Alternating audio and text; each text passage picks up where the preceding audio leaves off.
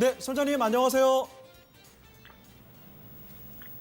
네, 선장님 안녕하세요. 네, 안녕하세요. 예, 반갑습니다. 예, 반갑습니다. 네, 어떤 종목 때문에 전화 주셨을까요? 예, LG전자가 너무 비중이 커가지고요. 예, 매수가는 저기 9만 1,000원에 비중이 70%거든요. 알겠습니다. 9만 1,000원에 70%. 자, 이 정도 가격이라면 매수하신 지 한 6개월 이상은 좀 되신 것 같아요. 예, 그런데 이게 적은 돈이 아니고 너무 예. 이게 억 단위로 들어가가지고요. 예. 요즘에 잠을 제대로 못 자네요. 알겠습니다. 사실 그리고 LG전자 최근만 해도 지금 5거래일 연속 하락하는 모습이어서 더욱더 걱정이 좀 많이 되실 것 같아요. 예, 예. 자, LG전자 현재 주가가 65,100원까지 좀 많이 손실 구간이 있습니다.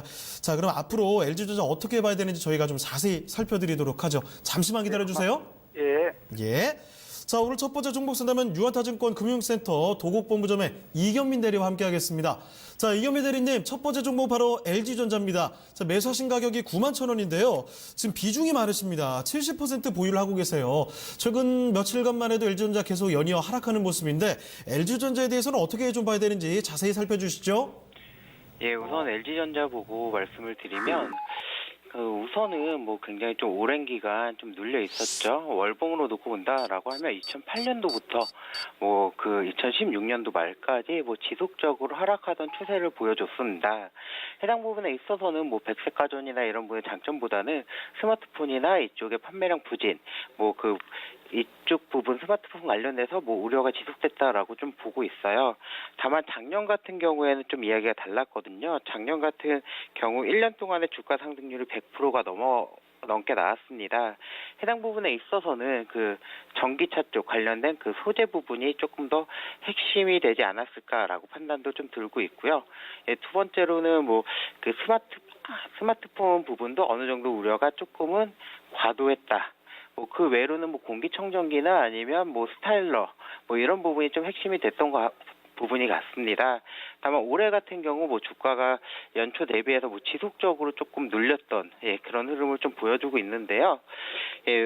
올해 눌렸던 그런 부분은 실적이 뭐 조금씩은 점점 안 좋아진다라고 하는 부분인 것 같습니다. 전기차 쪽 소재로 뭐 LG 이노텍이나 LG 전자를 통해서 뭐 전기차 쪽 그 부품 쪽이 좀 많이 그 전장 부품 쪽으로 집중을 받았었는데 해당 부분에 있어서 매출이 뭐 그만큼 나오지 않았던 부분이 올 한 해 주가의 하락을 좀 가져왔다라고 보고 있고요.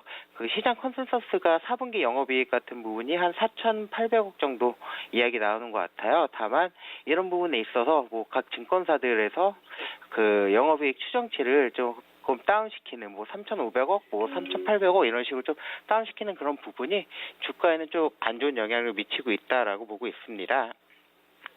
예, 따라서 지금 자리에서는 시장이 크게 하락장이다라고 하는 부분을 감안을 한다라고 하면 당분간은 조금 좋을 수는 없을 것 같습니다. 뭐 역사적으로 놓고 본다라고 하면 항상 1월달은 코스닥이 조금 더 우세한 그런 시장이었고요. 예. 그러면 지금 자리에서 고심이 좀 많아질 수 있을 만한 그런 자리인 것 같아요. 지금의 저희 시청자님의 그 낙폭 자체도 굉장히 지금 한 30% 정도 손실 구간에 있는데 뭐 굉장히 좀 큰 구간이다라고 좀 보여지고 있고 불과 얼마 전까지만 해도 한 17%, 18%, 뭐 한 20% 안쪽의 손실이 갑자기 30%로 확대됐던 그런 부분이거든요. 해당 부분에 있어서는 일단 크게 매크로적으로 좀 접근을 해보고 하는 게 맞지 않을까라고 생각은 들고 있습니다.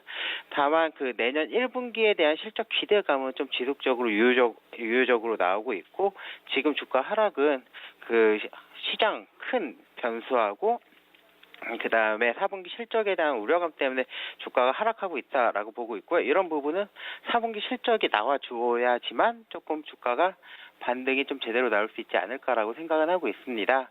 지금 구간에서는 뭐 저희 시청자님 뭐 잠도 제대로 못 주무시고 하신다라고 하는데 우선은 좀 마음을 편히 먹으셔야지 뭐 주가가 좀 보이지 않을까라고 판단을 들고 있고요. 내년 2월 달에서 3월 달까지는 조금 지켜보셔야 될 것 같습니다.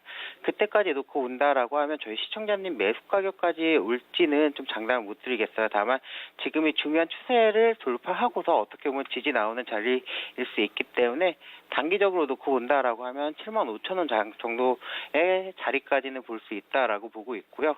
그 이상 나올 수 있는 그런 부분은 말씀드린 대로 전장이나 뭐 이쪽에서의 그 영업이익, 그러니까 실적을 좀 보여줘야 되는 그런 부분이 있고요. 그 다음에는 뭐 휴대폰 부분이 좀 어떻게 돌아가는지 뭐 이런 부분을 좀 봐야 될 것 같습니다.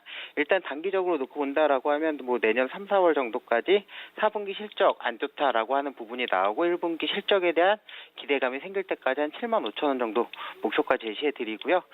지금 자리에서 뭐 굳이 손절할 필요는 없을 것 같다라고 판단 들고 있습니다. 네, 이경민 대리와 함께 LG전자에 대한 이야기 살펴드렸습니다. 일단 단기적으로 봤을 때는 7만 5천 원 정도 바라보시면 될 것 같다 정리를 해주셨고요. 그 이상까지는 뭐 실적이나 여건들 보면서 판단을 해야 될 것 같네요. 일단은 단기적으로 7만 5천 원 정도 생각해 보시면 될 것 같습니다. 참고 충분히 되셨을까요? 예, 고맙습니다. 네, 다음에 또 전화 주세요. 예. 예.